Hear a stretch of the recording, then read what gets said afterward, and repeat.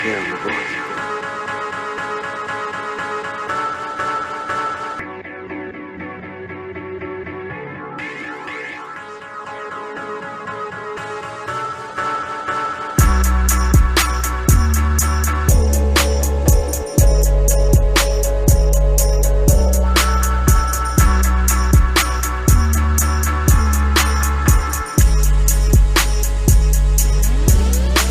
Thank you for joining the show. Thank you for joining another special edition of the show.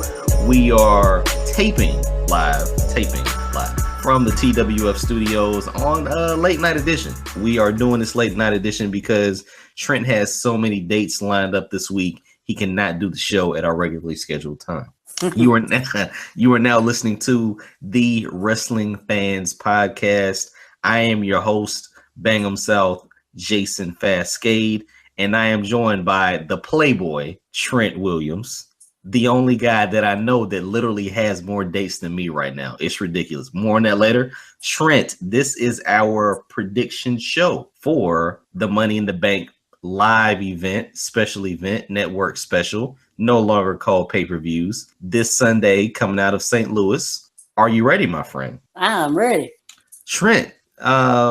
Before we even get to the predictions, my friend, we got to get to something that was blockbuster. Something that I didn't think could get any better, but it did. It did. Of course, I'm talking about Okada versus Omega, numero dos. The pay-per-view was New Japan Dominion. Is that right?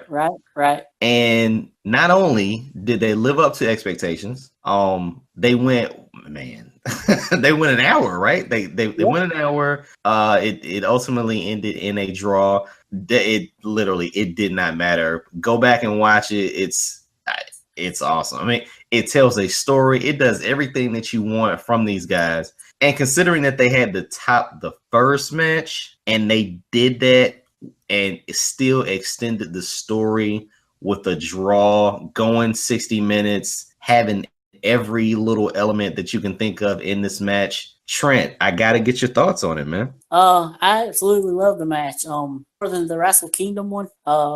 I thought it was really good. The whole hour draw thing is not something you see a lot these days unless it's an Iron Man match. So I thought that was a really good touch.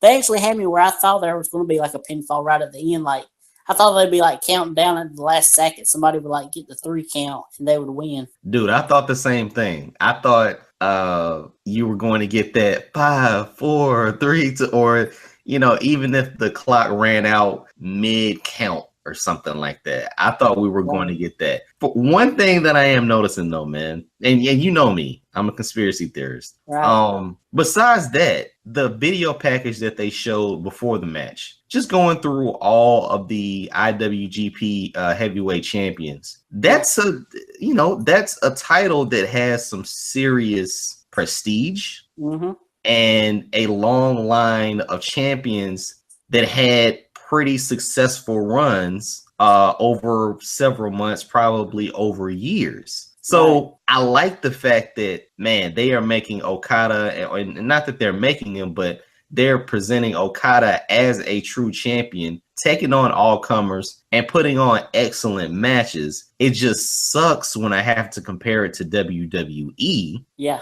And the Smackdown Championship, which is actually the WWE title, has been on has changed 4 times. I mean, we've had 5 champions. We had Styles, Cena, Bray, Randy, Jinder, and we haven't even gotten into the second half of the year yet. So I like what they're doing with Okada, man. He looks like a champion. He presents himself like a champion, and these matches are just everything that you want to see from not only a main event, but your champion, Yeah, he's pretty much what a champion is supposed to be. He is what they call an ace, and he is definitely the ace of New Japan. I mean, I might have came along, a couple of years too early, because I only started watching real heavily in like 2015, I think it was. But people were talking about Okada and Tanahashi, and I've always thought Okada was way better than Tanahashi. I've never got the strong love. I mean, he's good, but he's not.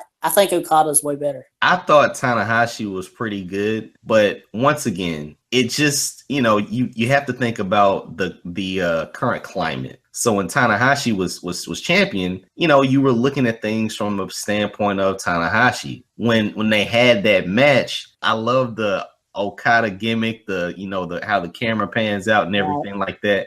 I just didn't think like this guy was not necessarily the guy, but I didn't see what the future held for him. I didn't know if he was just another guy, or if he could really transform that division. And man, the dude he's pretty good, man. Like you have to to see the fact that this dude is pretty good. I like how they're building up challengers for him, how he's knocking them down, but he's not squashing them. Like everybody that gets in the ring with him, they put on a really good match, and I think it helps both parties, man. So at the end of the day, he's your champion. Doesn't matter if the other opponent loses, they're gonna be talking about those matches. Absolutely, yeah, definitely. And I was actually it shows that they really have faith in Okada, because they're wanting to do this U.S. expansion with New Japan, and with them doing that, you would think they would want to put it on Omega.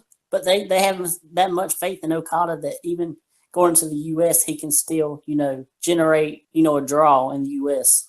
Well, that's the thing, man. At the end of the match, at the end of I guess the pay-per-view, and let's just give it up for the fact that they went 60 minutes. That's just I have seen a 60-minute match that ended in a draw. It was Jay Lethal and Roderick Strong at Death Before Dishonor ROH. Right. 60 minutes is a long freaking time. Oh yeah. It's a long time, dude. So not only did they do that, they had like a celebration at the end, and then they went in the back and did the little fake press conference. And the American Nightmare, Cody Rhodes, is going to, challenge him for the title when they come to the States. But New Japan is definitely riding with the chick that, brought them to the dance. They're dancing with the chick that they came with. I don't think they need to change anything. If Cody can give him a great match in front of a U.S. audience, I think it works for both parties, man. Yeah, I agree. And I like the touch with having Cody come out and he was going to throw the towel in, because it was funny, because I heard, Kevin Kelly, he said, "Oh, here comes the other members of Bullet Club," and I was like, "Oh man, this is going to end like one of the Suzuki gun matches where everybody interferes and stuff." And then where they had him, he was almost going to throw the towel in, and the Young Bucks stopped him. I thought that was a really nice touch. Okay, so Trent, you got to help me out here, because not only did I watch the Japanese version, yes, I did. The fact that you have not necessarily enforcers, but friends of the opponents in the at ringside, is that a common occurrence for run-ins to happen, or do they mainly just mind their business and just hang around in the corner for their guy?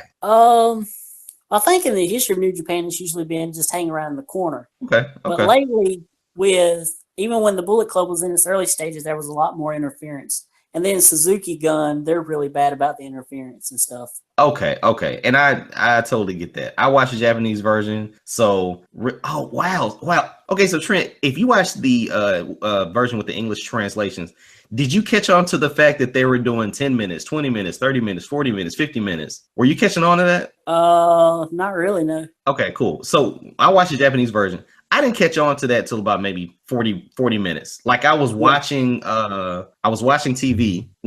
I wasn't watching TV. I was watching the pay-per-view, but I was clocking it, because the first one went 45 minutes, something like that, 42 minutes or something. So I'm like, okay, well they're at least gonna go 30 minutes. After the 35 minute mark, and they were still going. I'm like, okay, something's going on, man. It's just an excellent match, man. I can't really knock anything about it. It was awesome. Yeah, the whole show was really good. Did you ever watch the Hiromu Kushida match? Nah, I'll have to go back and watch those. I'll definitely have to take that up this weekend. But I was Trent, I didn't expect to watch not an Iron Man match, but a 60-minute match. Like I did not expect to watch that. And not only was it the full 60, you had the video package before, You had how it ended, basically with the credits. And then the fake press conference in the back. So that was a lot to watch, man. I didn't really think I needed to watch anything else. Like that was going to be the highlight of the show, but I'll take care of those this weekend. Yeah, it was funny because when I messaged you, I was actually going to tell you better get ready to sit in for a while, and then I decided not to tell you that because I feel it would spoil it.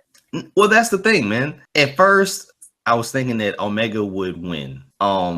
But I did realize that, maybe this isn't one of the big fives, the big fours. So Wrestle Kingdom was, I guess, their WrestleMania or something like that. This one was a solid pay-per-view, but it didn't really have a lot of the fanfare. They were just going out there and doing their thing. Well, if you notice, a lot of the matches from this show was rematches from Wrestle Kingdom. Oh, okay. And that does make sense then. It makes a lot of sense. I got the feeling that he wasn't going to beat him. Like I just got that feeling that he wasn't going to beat him. But I never imagined that they were going to go 60 minutes. I just did not think that was going to happen. But like I said, it extends the story. So I'm pretty sure everyone's waiting for part 3, and maybe Kenny Omega finally beats him. Yeah. And I liked how, at the beginning of the match, I was cheering for Okada because, he's the good guy and the Bullet Club are the bad guys. And once Cody come out and stuff, and you seen Kenny just trying as hard as he could, all exhausted, that's when it turned around for me where I was actually rooting for Kenny. And then that spot where Okada goes for the Rainmaker, and instead of ducking, he just passes out. Yeah. Omega just passes out. I mean, that spot there was one of my favorites. Yeah, man. Listen, this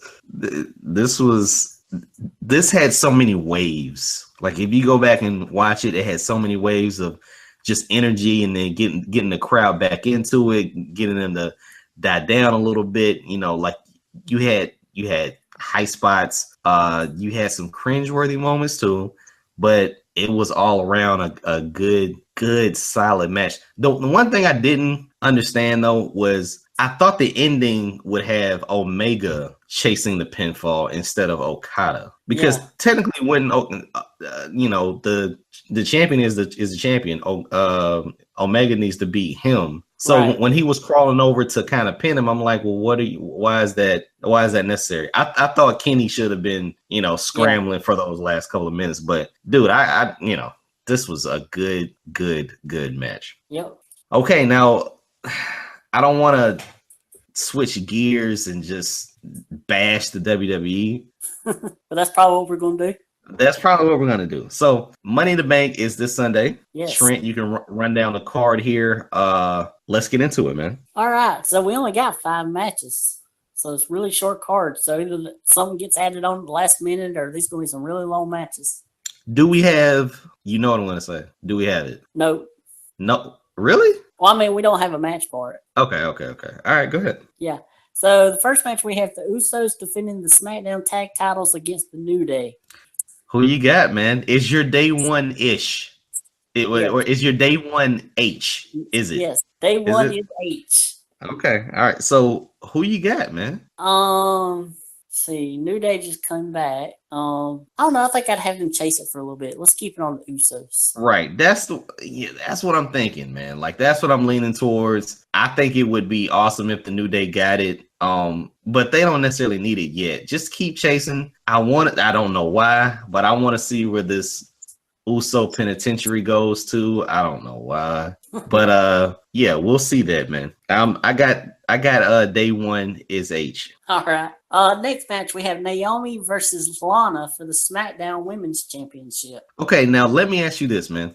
Is Eva Marie somewhere herself who's this is what she was born to do? Yeah, she should be, yeah. But I don't even know. I mean, I don't think it's her fault. I mean, they let her go. I don't think she wanted to really leave. No. That's what I can't figure out why they didn't put her in this role. Listen, I'm totally agreeing with you. I'm thinking she's sitting at home looking awesome, looking stunning as ever, thinking to herself like, didn't they tell me that's what I was going to do? Or why couldn't I have done that? Yeah. I really think Lana's gonna beat her. If Jinder can beat Randy, Lana can beat Naomi. Mm-hmm. And I think, I don't know why, but I really think they're gonna make Charlotte a face and keep her a face for some reason. Yeah. And this would be an easy transition to get the title off Lana and then put it back on Charlotte. Yeah. Yeah, I think I'm still going to go with Naomi retaining here. Okay. Listen, I'm watching this show because I'm a big fan of the Money in the Bank pay-per-views. Yeah. I think Lana's gonna do it, dude. I really think Lana's gonna do it. I don't know why, but I really think Lana's gonna do it. You already know how I feel about the WWE and black talent, so Right. I really think they're gonna screw over and give it to Lana. Don't even think Lana's prepared for it, but we will see. Yeah, and I mean another thing, as far as like the fans go, why are they cheering Lana when they would boo Eva when they're basically the same person? Neither one can really wrestle.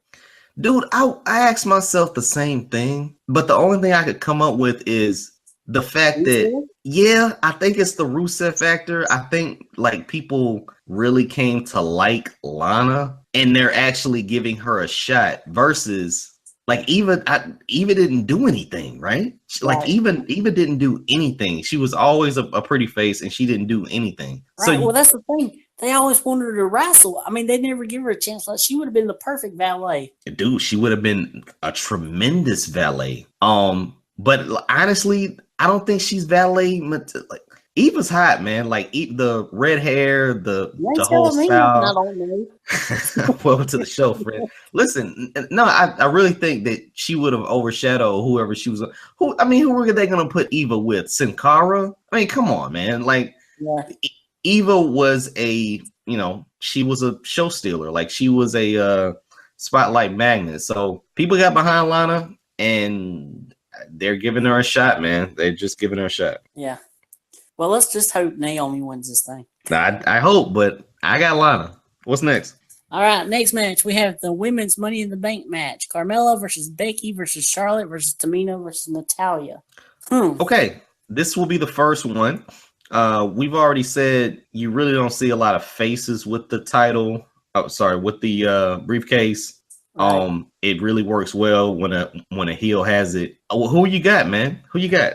I don't know. Well, first off, before I even get to this match, do you think it was weird that they barely even showed Carmella and Becky on this week's SmackDown? I think that was done intentionally, but you had two matches. Like that's the thing that everyone has to remember. We're focusing on the women's division, right? But we can't give them like 4 matches. I mean, so. Yeah, I don't even remember Carmella being on the show. She wouldn't. I saw Becky in the back, brand new T-shirt like that. Yeah, but, yeah. So my thing is, I'm thinking Hogsworth helps Carmella, and she gets like I don't think Charlotte needs it. I don't think Becky needs it. Natty by nature is not gonna get it. Short kid ain't gonna get it. Well, I want to say this. I saw the match between Tamina and Naomi. Pretty good match. Not Omega Okada status, let's be honest. But it was a pretty good match. She does have at least a move set, because remember, we didn't even know what her move set was. Right. So I think the Tamina thing can work. She just looks like a brawler. Like we didn't even know what Tamina did, but she just looks like a brawler. So and then it's even tougher though now to take her as a badass heel because Nia. I mean, that made it hard for her. I feel right. Like she's almost a Samoan Drew Gulak. Like she's so bland and not technical or anything like that. But yeah, I mean, she's just she's the heel. She's a Samoan heel, a bland heel. Nothing special about her. But she will kick you in the face, give you a couple headbutts, and do a splash on you. Yep. I guess I'm gonna go with Carmella too. I'd really like to see Becky get it, but I think Carmella's gonna get it. Okay, well, let me ask you this, man. We can't both have we can't have the same prediction if it's that easy. So if you have Lana, or if I have Lana winning, I could see a face winning, right? If Naomi keeps the title, it would make sense that a heel like Tamina, Carmella, or Natty wins it. So we'll see, man. Like it'll be interesting to see if they do the women's Money in the Bank match before the title match, to kind of play off that, or if they do it after. So we will see. Yeah, I mean, and it's a question with so few people in the division. I would imagine that the winner of the Money in the Bank couldn't hold on to that contract too long. Well, that's why I said I got Hogsworth and Carmella winning it, because Hogsworth can carry it around. It just looks better with them. But you know, I could see Carmella be like, James, would you hold this? I'm tired of holding it for a while. That's what I'm saying. So, like now they're doing that introduction where he comes out and, presents her. If he's carrying it, it kind of works, Yep. So, yeah, I guess I'll go with Carmella too. Okay. Watch Becky wins or something, and we're just dumbfounded. I hope she does. I'd like for her to win. Okay. All right. What's next? I feel like she took maybe like a back step since the whole Alexa feud. Yeah, you got Naomi in the spotlight now, and you got Charlotte. She was probably the biggest acquisition for SmackDown, so you got to put her in the forefront too. Yes, that's just how it is, man. Yep. All right, next match we have Sami Zayn versus AJ Styles versus Baron Corbin versus Shinsuke Nakamura versus Kevin Owens versus Dolph Ziggler in the Money in the Bank ladder match. First of all, Shinsuke Nakamura is afraid of heights. You can tell. Who you got, man? Oh, man. I don't know. I really do believe. I don't know. I could see maybe. I don't think Ziggler's winning. Okay. I don't think Owens needs to win it. Okay. Zayn, no, I don't think he'll win it. It's down to 3 people, really. Exactly. Exactly, dude. It's going down to 3 people, man. I really don't even think Nakamura needs to win it. Me neither, because that's going to be a tricky entrance with him holding a freaking briefcase. Like you said, the faces don't necessarily hold these things, man. So to me, it's either Styles or Corbin. And since Corbin is a 45-year-old man that goes to the same biker bar every single week because his mom owns it just to order milk, is the youngest talent in this whole thing. And Sammy is still suffering from a coke addiction. I think Corbin wins it, man. I really think Corbin wins it. Yeah, I'm gonna agree with you, man. That's pretty bad that we're all agreeing on this. But that's what I'm saying, man. If it's that easy, it's not going to be. Hold on. We said the same thing about Samoa Joe. That's true. Didn't we? We said the same. It's not going to be Samoa Joe. So I got Corbin, man. I wouldn't be shocked if they did like a Ziggler or a Kevin Owens, but that's a lot of merchandise to come down to the ring with for Kevin Owens. Yeah. I mean, why do they want to give it to Ziggler? He's had so many chances. I don't think nobody cares about him anymore, really. I don't know, man. I don't know. We're going to get to our main event prediction, and then we can kind of come back to this one. So who you got for the main event, man? Jinder or Randy? Jinder. Notice, like, is it due to outside interference or Jinder pins him clean? Well, I mean, I'm sure the Bollywood boys will help him somehow. But you got a 1, 2, 3 in the middle of the ring. Yeah. Wow. In St. Louis, Randy's gonna lay down again. Yeah, probably will. Yeah. Okay. Trent, follow me on this. All right. We said that Jinder Mahal just needed a gimmick. He just needed better entrance music. He needed a better entrance, right? Right. How should we proceed with suing the WWE, first of all? Second of all, who are they building him up to either beat or lose to? Is it John Cena? Oh, okay, but wait. Is it John Cena or is it Hulk Hogan? Hulk Hogan. Hulk Hogan. Follow me on this. Obviously, the easiest thing is for Cena to come back on July 4th and F you Jinder and raise the flag and all that other stuff, right? And then run for president, obviously. Right. And shout out to season 2 of American SHIT. But what we're looking at is Jinder holding on to the title for a while just to build it up. And then maybe Hogan comes back at Mania, Survivor Series. Usually you get a surprise at Survivor Series. So at Survivor Series, maybe Hogan comes back in the red and yellow. Maybe he comes back chopping people down with the back of his hand. I don't know. Hogan can barely walk most of the time, let alone have a match. I don't think he needs to have a match, man. I think he needs to come down similar to the Hassan thing that they did at WrestleMania. Trent, have you seen his porn? He has 3 legs. All I'm saying is I stayed away from that one. That's one I haven't watched. Oh wow. Okay, cool. So wait a minute. You said your prayers, ate your vitamins, but you didn't watch the sex tape. No. Okay. All right. Wow. Nicely done, Trent. Okay, but here's what I'm saying, dude. If it's not Cena obviously that's the easiest thing. Cena, that's the easiest thing. Promos would be. I'm a little skeptic about the promos, but I really see Hulk Hogan coming back because we know he's coming back sooner or later. He's coming back sooner or later. So why not do it? But I'm saying I don't think Hogan drops the leg drop or anything like that. I think he comes back, he's in the ring, and the modern day, say it, Trent, Maharaja comes out and just kicks his can, dude, and spray paints him in Punjabi or something like that. That's what I'm thinking. And that's going to get him that's going to make him nuclear if he beats up Hulk Hogan. It'd be awesome. Right. So you're saying that Hogan would win the title from him? No, I'm saying somewhere down the line, maybe SummerSlam, probably Survivor Series, because I doubt Jinder's still out there doing things with the belt until WrestleMania. That would be crazy. Yeah. I'm thinking Hogan comes back. Somehow Hogan comes back. And in the middle of his comeback, he's in the ring. He's saying, "Hey, fans, people are chanting Hogan. They're chanting sex tape. They're chanting something. I don't know what they're chanting. Maybe they do like packages for a couple of weeks, right? Jinder gets boxes in the mail. 1 week it's a spray can. The second week it's a boa.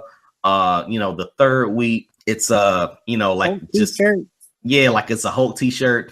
And so Hulk is coming back. So he comes back and he's in the ring and they square off, blah, blah, blah. But then Jinder just beats him down, takes him down a peg, gives him the Colossus, and just stands over him, man, to end the show. Something like that. I think that'll work, man. Yeah, that would work. But then you would have to have somebody come to Hogan's aid.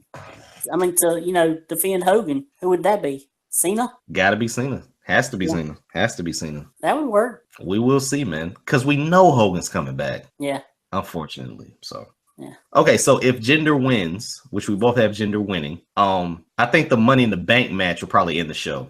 Yeah, probably. Okay, so if Jinder wins, we got AJ or we got Corbin? I'm still going to say Corbin because what I could see happening is, because I don't know how long Cena's going to stay around. Okay. I'd say do Jinder wins, him and Cena have that match on the July 4th. Cena wins the title from him then, or either they have something that leads to their match at SummerSlam and Cena beats him. And then when Cena's celebrating, Corbin comes down and cashes in his Money in the Bank. So we keep it on a heel. I got you. Okay. Yeah. Okay, cool. I'm down with that. Sounds good to me, my friend. All right. Okay, so wow. That's Money in the Bank. I will say that Money in the Bank is probably stacked up to be a very entertaining show, though. Yeah. So I don't think it'll go 3 hours, but it'd be very entertaining, man. They have to add at least 1 or 2 more matches on here, I'd imagine. Well, that's what I'm saying, man. Maybe is Ty Dillinger not even on this thing? Ty's not on there. Harper's not on there. Rowan. American Alpha's not on this thing. They have to do something with the Fashion Police. Maybe show a vignette or something. But they're not on there. The Hype Bros, they're back now. Zack Ryder's back. Yeah, they're back. I'm pretty sure that's setting up Mojo to beat him down. Yeah. But I would at least expect them to do a pre-show match. Right. At least something. Yep. Okay, let's get to Raw, man. We've talked about SmackDown, definitely talked about New Japan. Let's get to Raw. All right. Let's see here. Now, Trent, I want to ask you something. All right. Do you have a bear costume in your closet? No. Do you know who the bear guy was? Nope. Apparently no one does. One Dean Ambrose. Yeah, like at least the first one. Apparently no one knows. I was looking for that. I was like, oh, okay.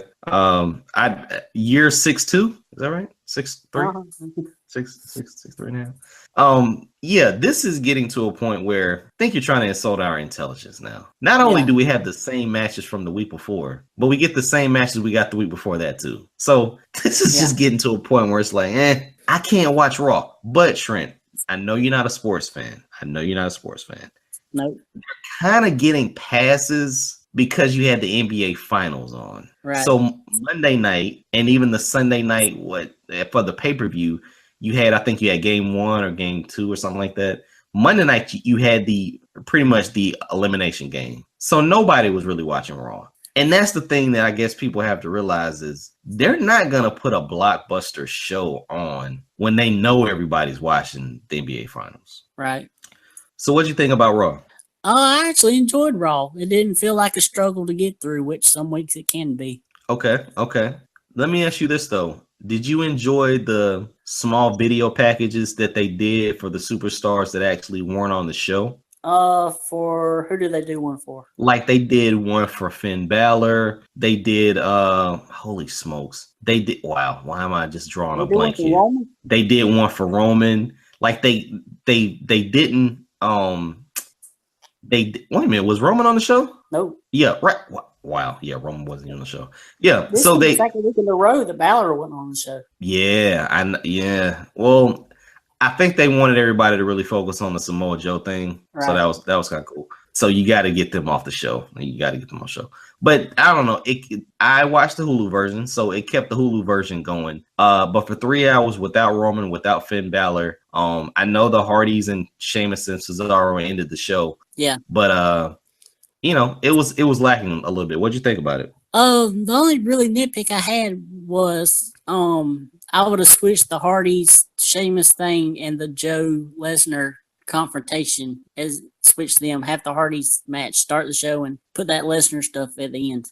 I totally get where you're coming from. Like I said, the NBA Finals was on. They're just trying to grab people. So I thought that was just awesome with them, not necessarily going at it a la Undertaker and Brock, but when Joe pretty much kicked him in the face. Yeah. I thought that was awesome. I like how Joe headbutted Lesnar like Angle did him when he was in TNA. Right. That was awesome. And that got things cooking, man. That's what you really wanted to see. You're absolutely right. It would have been, you know, way better had it been at the end, but they were just trying to get people's attention, man. Right. Well, I mean, I think the Lesnar Joe thing would have been better either way. It was the Hardy Sheamus match that I had a problem into the show because it kind of felt a little bit. So what did they do? Like a double count out for the final fall? Like it was a 2 out of 3 falls match, right? Right. How did the third fall end? With a disqualification or something stupid like that? Well, it was a double count out, I think. Yeah, you can't do that in a 2 out of 3 falls match, man. Really? Well, I mean, okay. they both had a fall each, so they were tied. Right. And the third fall ended a double count out. So I thought it was a little bit creative. It was a little bit creative, but you're dicking over. To me, you're dicking over the fans on a Monday night when I don't even think they do the run over anymore. Now they may do it, but a little bit. But like you don't. If you did the run over and you said, hey, there must be a winner, and you got the ending with either Sheamus and Cesaro retaining or the Hardy Boys winning it, I think that would have worked better. To me, with a double count out, you're kind of dicking people over. Yeah. I mean, and they have to figure out yet another kind of gimmick match for these two teams because they're at least going to fight until Great Balls of Fire. I think that's where the feud ends. Oh, yeah. Like we're just getting these combinations of Matt and Sheamus or Matt and Cesaro, then Jeff and Sheamus and Jeff and Cesaro. Right. And then, you know, Reba Sky is going to fight Sheamus's girlfriend next week, or they're going to have like a drinking contest and Jeff Hardy's just going to use pills so he wins faster. I don't know. It's just King Maxwell's going to come out there. Yeah, they're getting to a point where you really have no progression for the storyline, other than seeing these guys fight like every single week. And right. Trent, did they always do this, but they just presented it better with different gimmicks, or are we just nitpicking over this stuff? We're probably just nitpicking, I guess. Because I can't imagine seeing the same match 3 weeks in a row. I don't know. I feel like they did maybe switch it up a little bit more. I feel. Okay. You know, they used to switch it up a little bit more. Right. Yeah, in the Attitude Era, I don't remember them wrestling the same team every single week. No, dude. That's what I'm saying, man. Like in the Attitude Era, you never had the same match. You never had a guy, like, unless it was like the main event. Unless it was the main event. This guy hates this guy. We're gonna do it again. This time it's such and such. Right. But you never had like these little tragic combinations of pretty much the same match every single. It was, I don't know, silly. Yep. Let's see what else happened. We had the return of Emma again. Yeah, I heard about that. Big return or kind of a dud? Her team lost. Okay. There was a 8-person. I think it was 6-person, 6-woman tag. Is she going after Sasha for, tearing up her shoulder? I think we're getting some kind of multi-woman thing again. What? a multi-woman match at what, Great Balls of Fire? Yeah. Okay, so I can figure out exactly what they're doing. I mean, they might do Nia and Alexa, but I don't know. It's weird how they're throwing Mickey in there and Dana in there. Yeah, at this point, you can't have Nia just squash Alexa. No. But you can't have Alexa beat Nia clean. No. So you got to put other people in there. So I get what you're saying.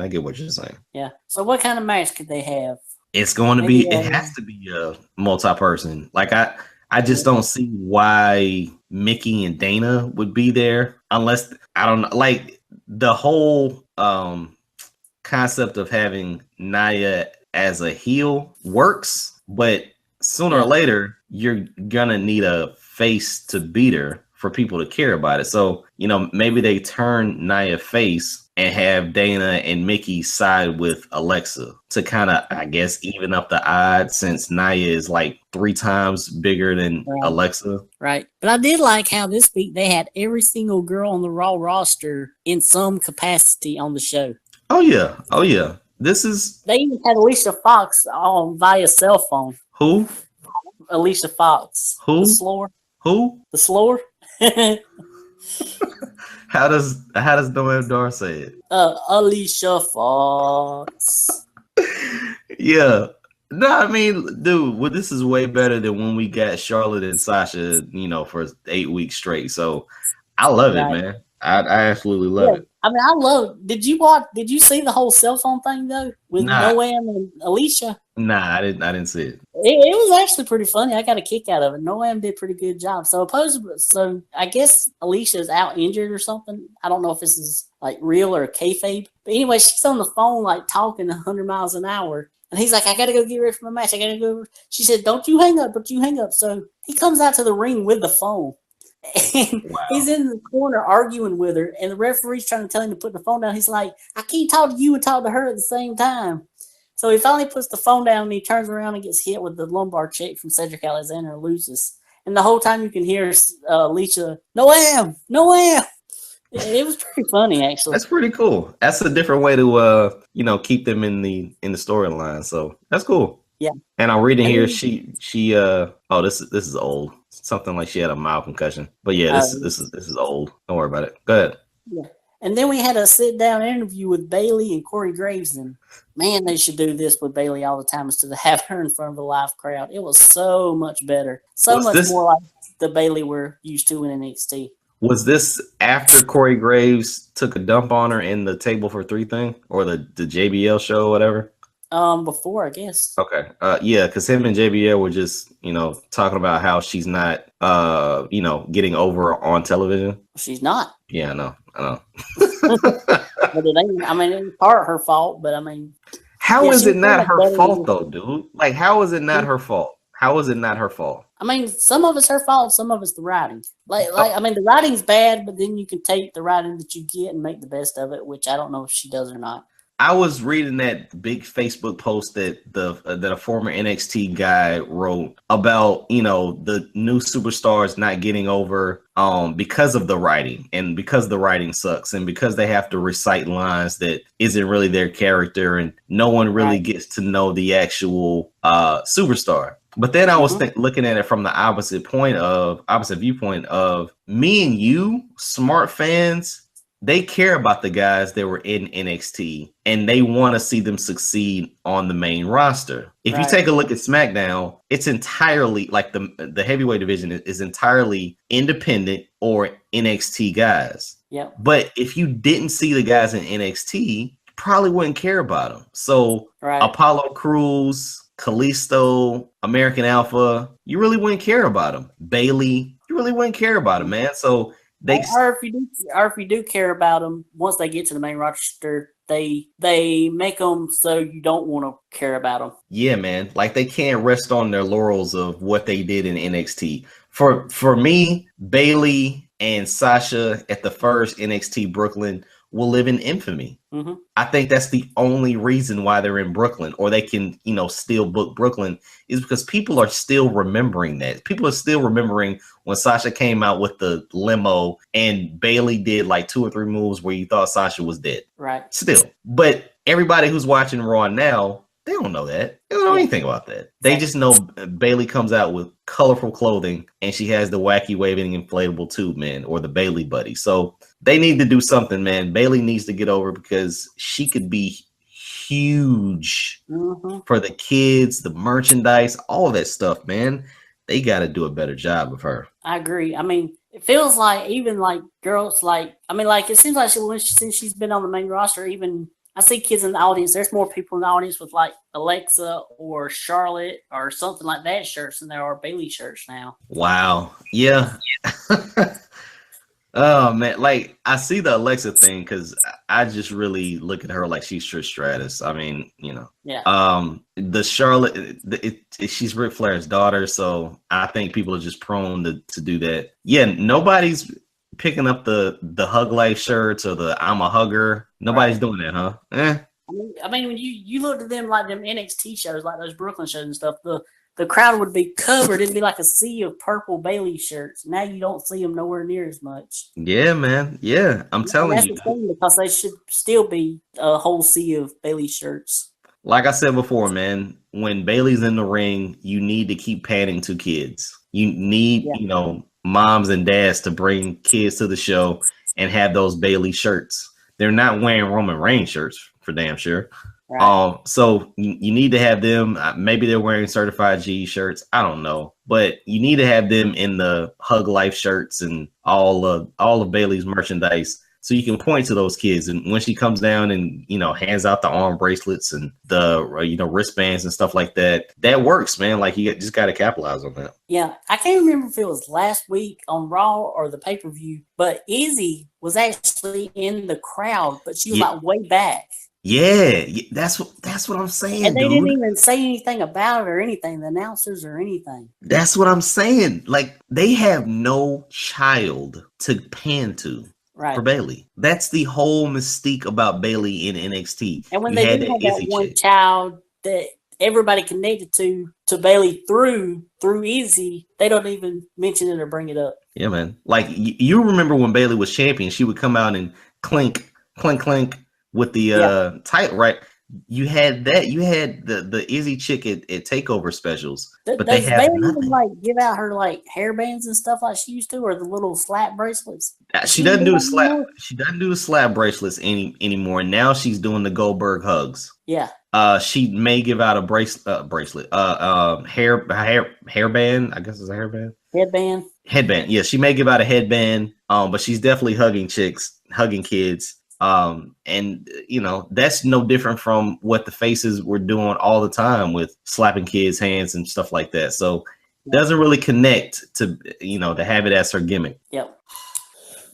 So that's all about the women on Raw. Let's see what else happened. We talked a little bit about Miz and Dean Ambrose.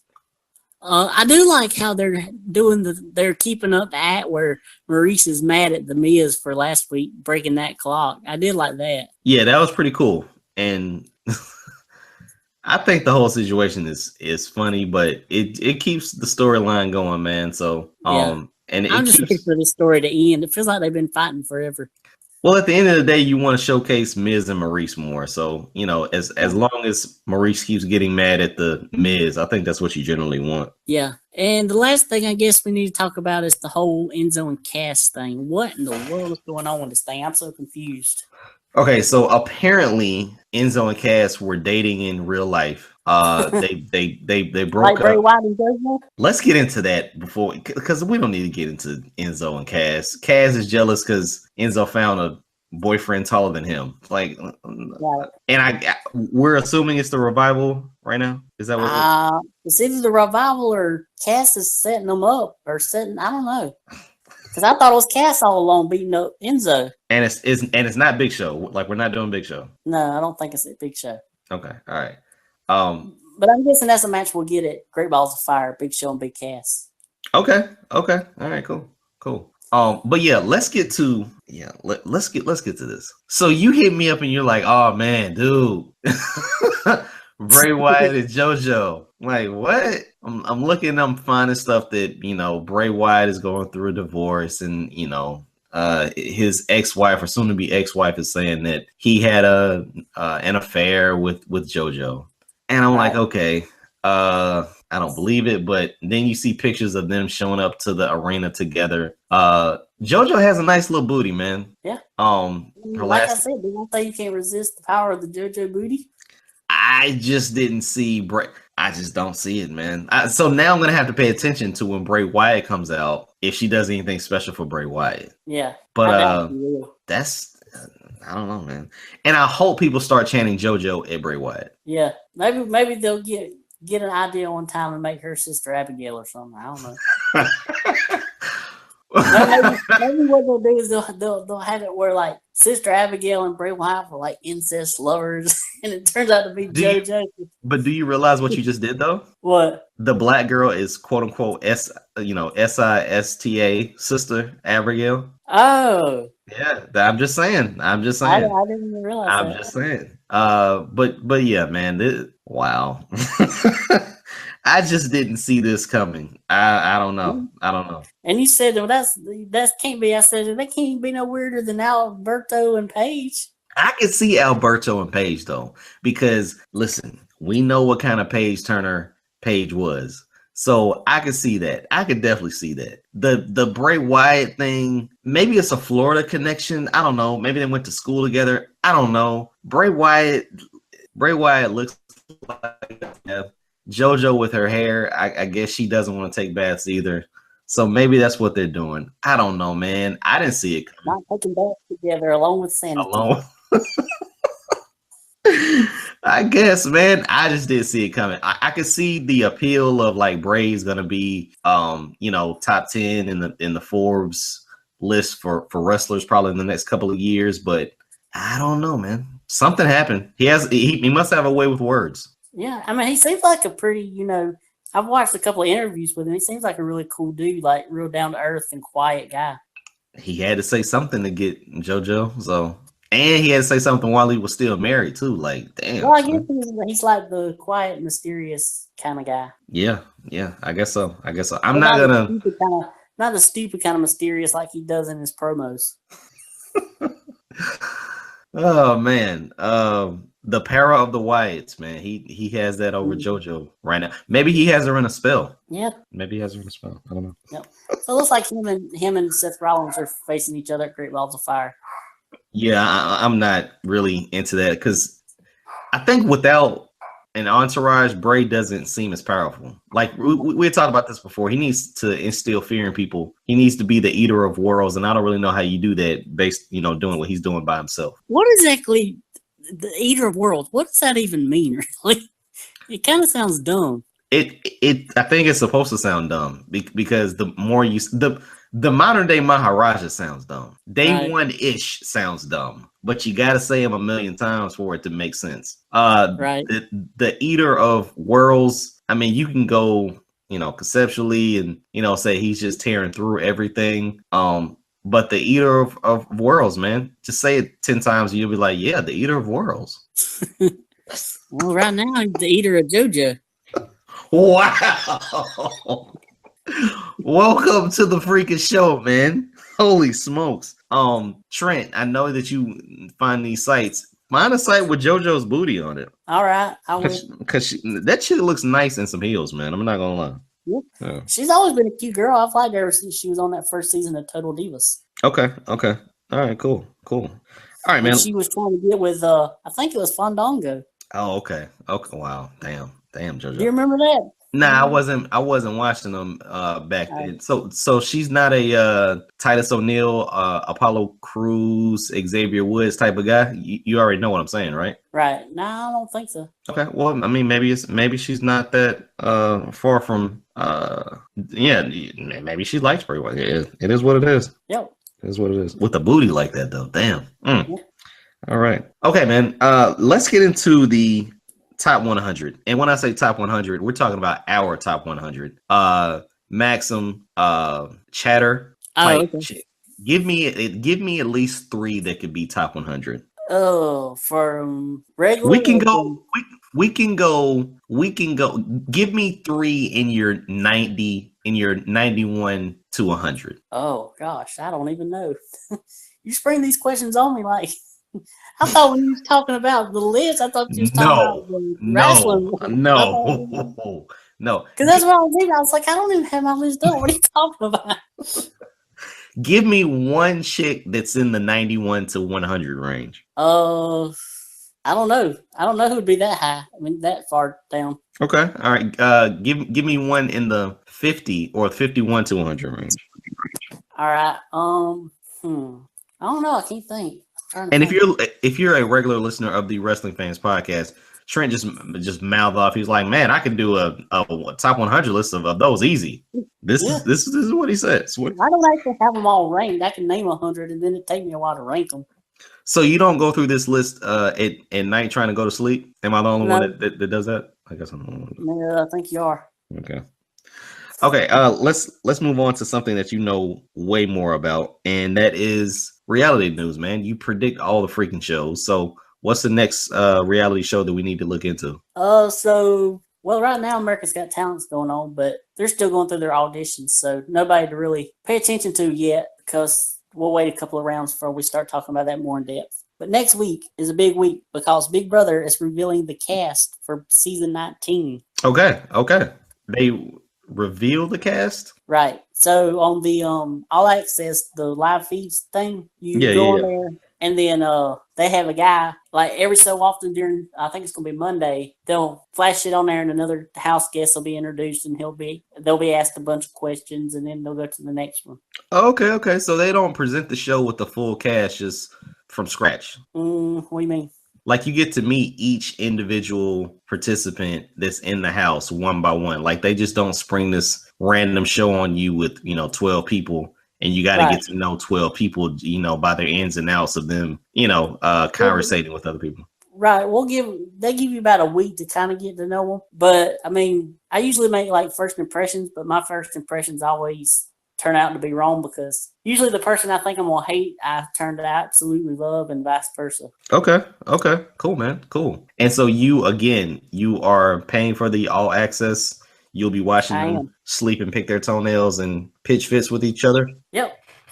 Okay, and 3 months.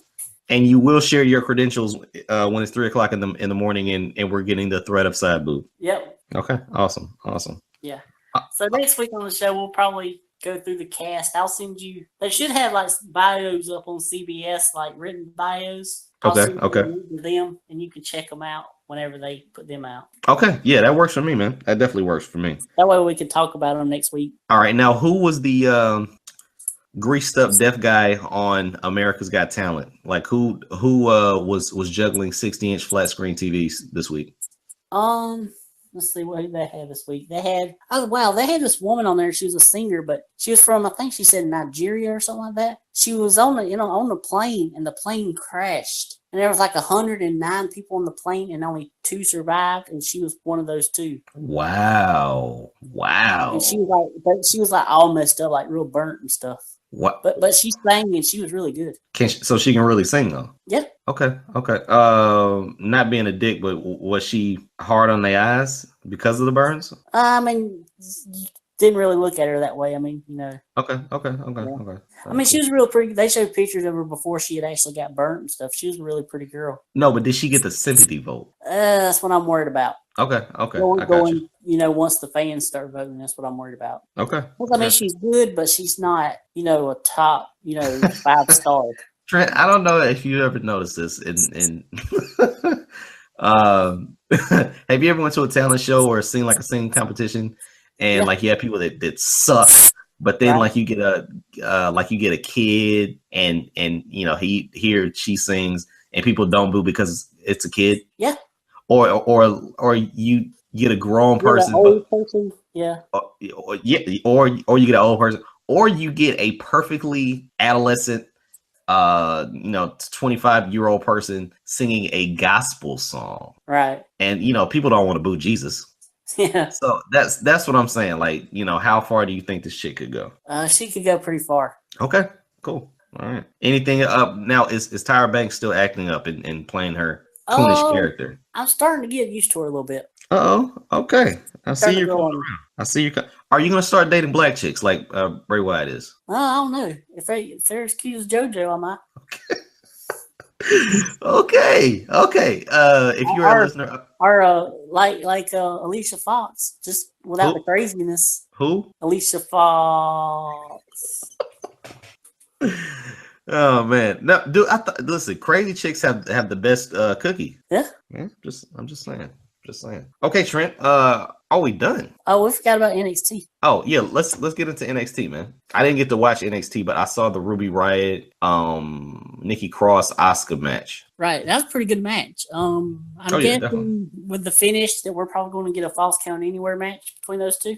Just the two though, just with Nikki Cross and Asuka. Yeah, because I mean, Ruby kind of felt like an afterthought since she got eliminated first. Yeah, but did you see how Cross put her down? I mean, jeez, no one was getting up from that, man. No one was getting up from that. But when you say a no disqualification, a false count anywhere match, line itself with like the next takeover or just a big match down the line on a regular episode of NXT? I'm guessing it's going to have to be probably NXT on an episode of NXT. Because I think the next women's match for Asuka, as far as titles at Takeover, is going to be Ember. Okay, cool. Yeah, I mean that does make sense. Yeah, I think Asuka will finish her stuff with Nikki, and Ember will finish whatever she's doing with the iconic duo of Peyton and Billie Kay. I like the shirts too, but yeah, I see where you're going with that. Then that's cool. Yeah, we had the Velveteen Dream. He defeated Raul Mendoza. Yeah, I saw that. He pulled off this cartwheel Death Valley driver. I really like that move. Okay.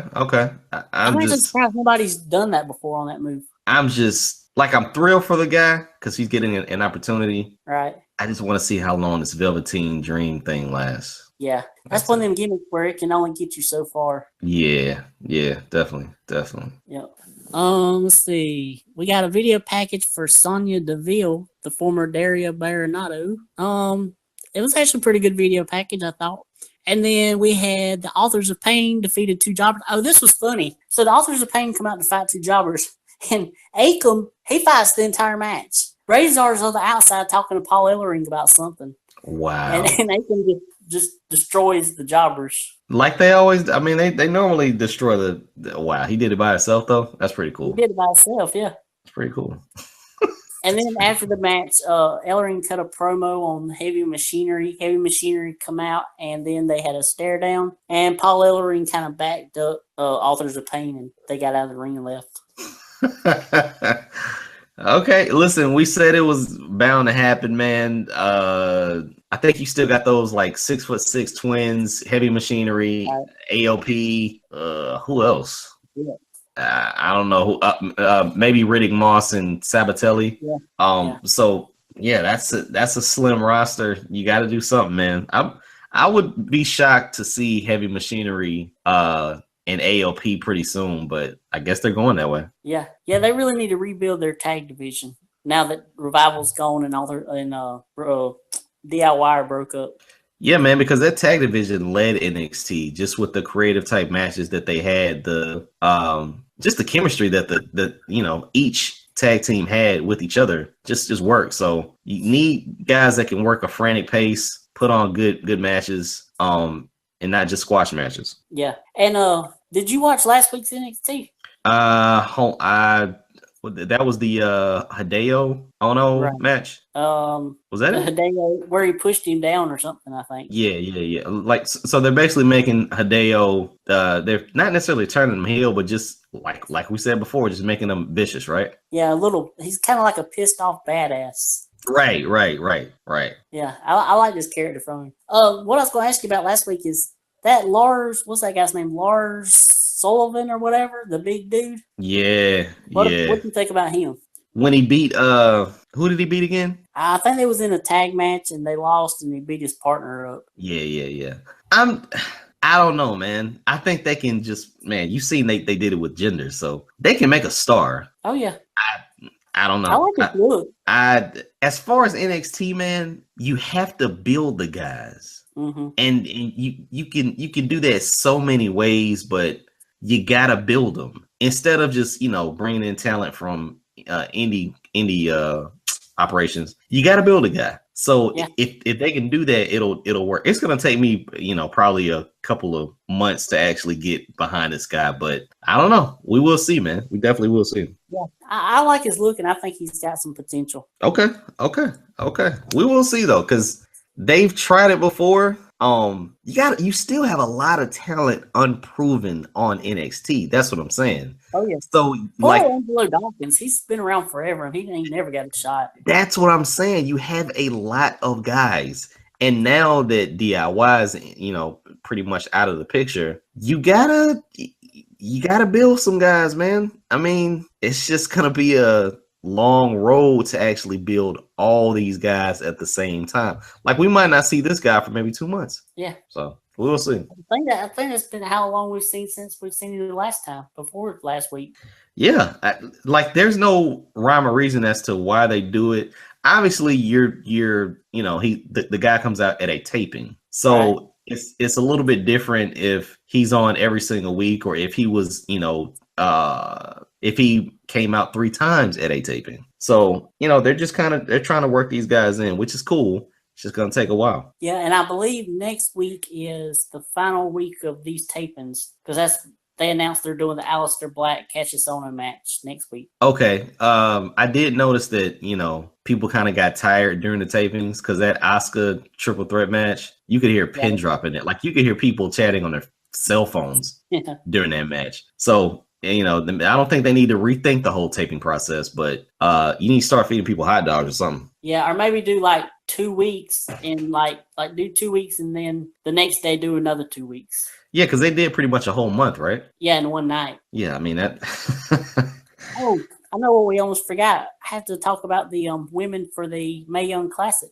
I saw the chicks, and still nothing really popped out at me. Now, I think there were like 2 chicks from Chikara, but then there were literally, hey, this ex-wrestler trained this girl. Hey, this ex-wrestler trained this girl. So I like that. But nothing really stuck out from any of the wrestling sites like, hey, you guys really need to check this girl out. She's definitely going to WWE someday, that they have on this initial 10 woman list. Yeah, I think we'll get more of that as more names get revealed. I don't think these are the ones you really have to pay that much attention to. Okay, which, does make sense if they're just going to throw this on the network. Right now, you throw out 10 names, not really blockbuster names. So, maybe they're going to bypass these, first couple of rounds. And, once you are informed of who's definitely going to the semifinals or the finals, those will be bigger names. Yeah.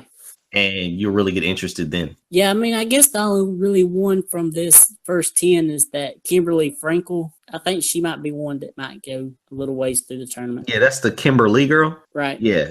I think that was the only name that I had recognized before, other than the chick that was already in NXT. The ex-Marine girl. In the CWC, we had Ho Ho Loon. Now we have Julia Ho. Stop. We have our yearly tournament Ho in the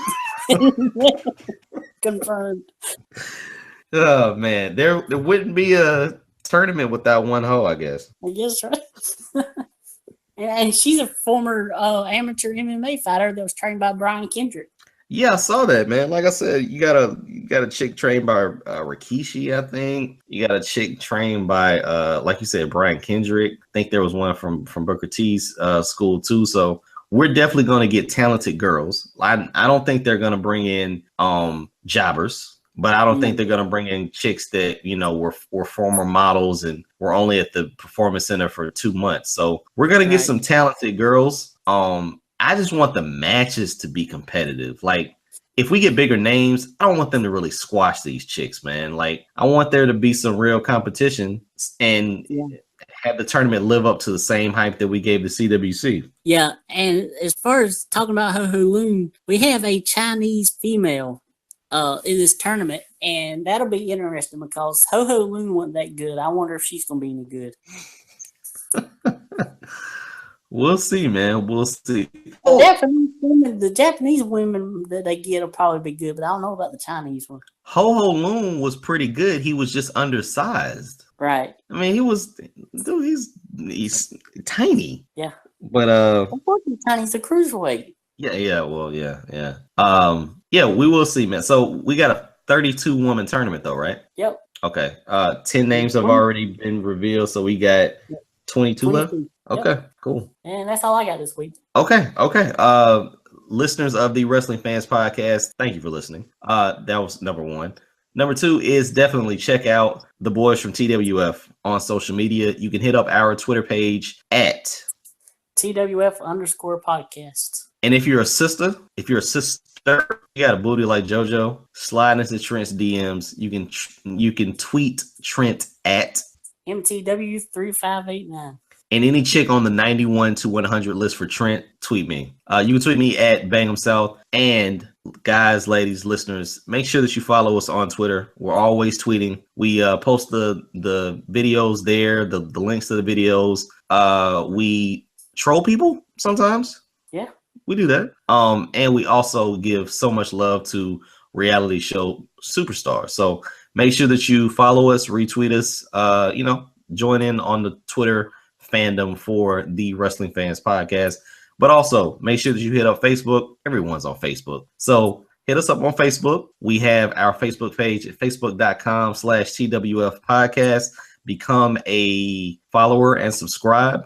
You'll see the videos there, but they are linked to the YouTube page. Of course, YouTube. Our YouTube channel, The Wrestling Fans Podcast, has all of the videos there, has the playlist, has our little side jokes. Also, you'll definitely be able to find, we're up to episode 63 right now. So we got a lot of videos out there, a lot of crazy moments.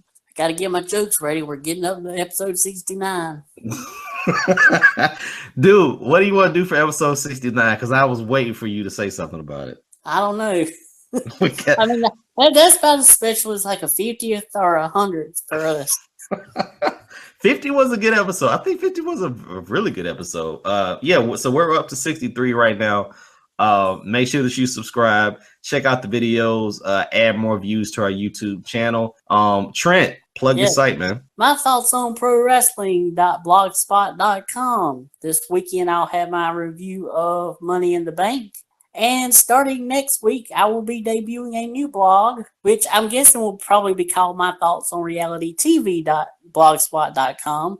Nice. I'm going to start it with a introduction to this season of Big Brother, introduce the cast, and all that fun stuff. Nicely done, man. Nicely done. Make sure that you put some kind of opening on it where you say, I don't pick the wrong winners. Yeah, definitely. Trent, other than giving me some lottery, dude, you never gave me lottery numbers. I could be a millionaire, but dude, we could be a billionaire by now. I think the lottery gets up to like 2 quadruple million. I don't know. Trent, you got anything else? I believe that's it. Okay. Thank you guys for listening. Trent, as always, it was a pleasure, man. Definitely appreciate you doing this on short notice. I will talk to you next week, my friend, and we are hoping that our predictions come true for this Sunday's Money in the Bank pay-per-view. Yes, and next week, I can't wait. Big Brother 19, the cast is revealed. It's one of my favorite weeks of the year. Nice. And then the next week is when it starts. Okay. So BB19 and MITB. So this is gonna be cool. It's gonna be a pretty good week. Yep. Cool, man. I'll talk to you later, my friend. All righty.